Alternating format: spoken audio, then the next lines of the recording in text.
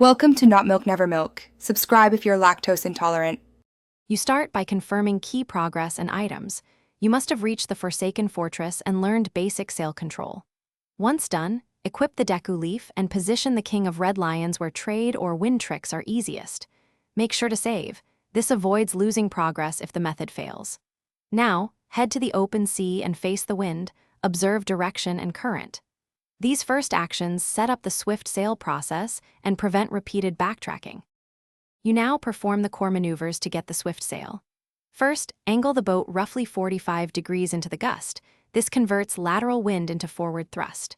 Then, alternate steady steering with short, deliberate taps on the sail control to maintain momentum without stalling.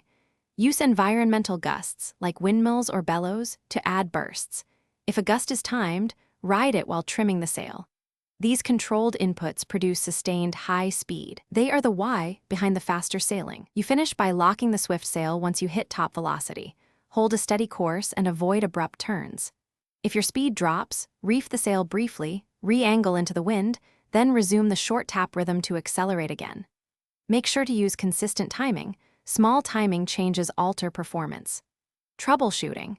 If you get stuck or the method fails repeatedly, reload your save and retry with a slightly different approach angle or gust timing. Small tweaks make a big difference. Thanks for watching. If this was helpful, leave a like and consider subscribing. See you next time.